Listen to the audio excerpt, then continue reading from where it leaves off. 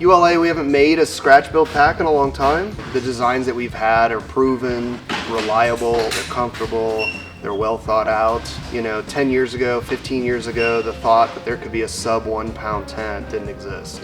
The materials hadn't advanced, the designs hadn't advanced, and we have made frameless packs for many years, and we hadn't introduced a new one in over 10 years approximately, which was an iteration of a previous version. And so looking at the changing landscape, the changing marketplace, my personal use case, last several trips I've been on, I took a frameless pack and loved it.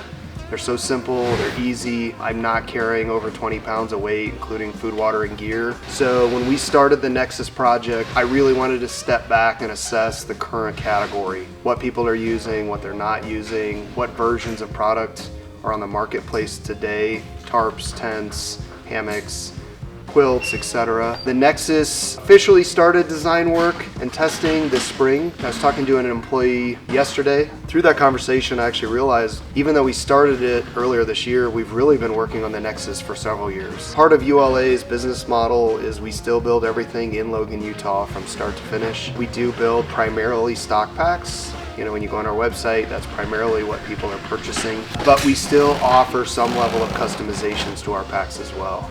And so through the years of doing that, we had developed designs, features, and stuff for our customers that were kind of off menu. And so the Nexus is the culmination of both our internal use case for it, our design that we wanted to see out of it. It's the culmination of hundreds of custom packs over the years that we've been building, customer feedback, and so that is where the Nexus comes from, is the culmination of those three aspects.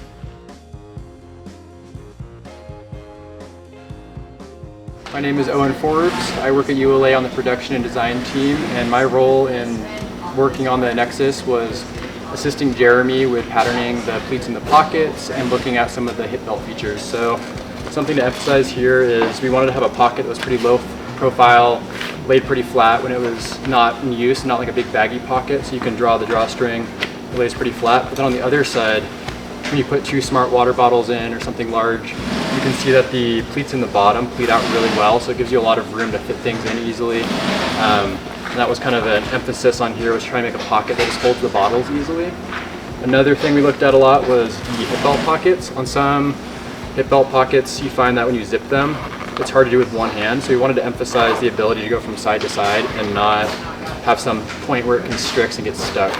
Hello, I'm Jeremy Tripp. I'm part of the production team / design team here at ULA.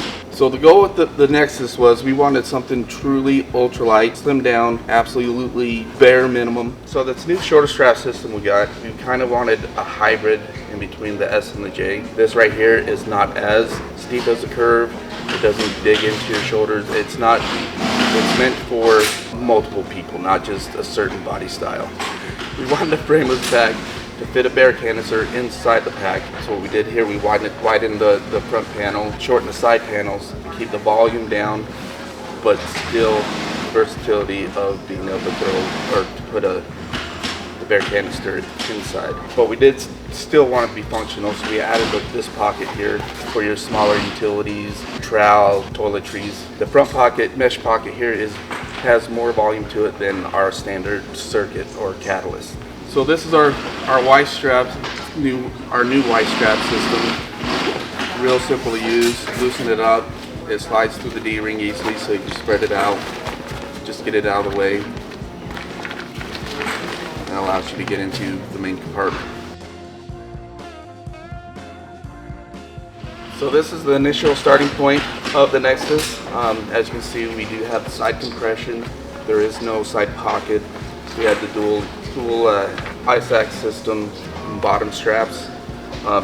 Being that it is only 1/8 inch cord, it still adds weight. We decided to go away from that. Being the pack that its profile is so slim, you should not need to shrink it down. The original design, we didn't have the hip belt pocket just because we wanted to go ultralight.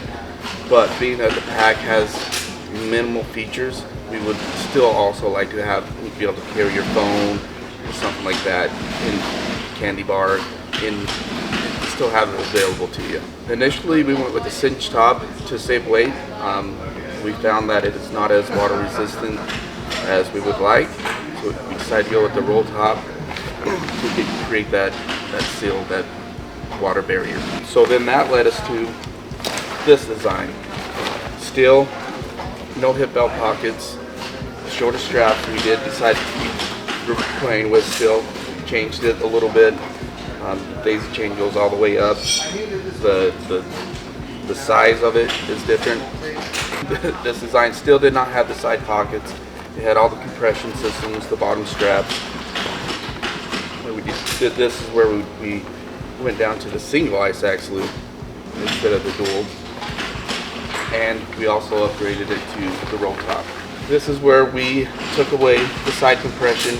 We added the side pocket, or the utility pocket, and then we also added the hip belt pocket. Shoulder straps, we did upgrade to something we felt that was a little better. The daisy chain doesn't go all the way up to the top to save weight. And the Y strap system is similar to the one we ended up with. About 3 years ago, we developed a relationship with Challenge Sailcloth, who is the makers of commonly known Ultra at this point, which we've been using for several years now. A newer material that they developed is called Ultra Grid. We've never used that in a pack until this year as we built tons of prototypes of this and tested them. It is an incredibly lightweight but durable fabric. Even though in testing Ultra Grid has slightly less abrasion rating than Robic, it is considerably lighter.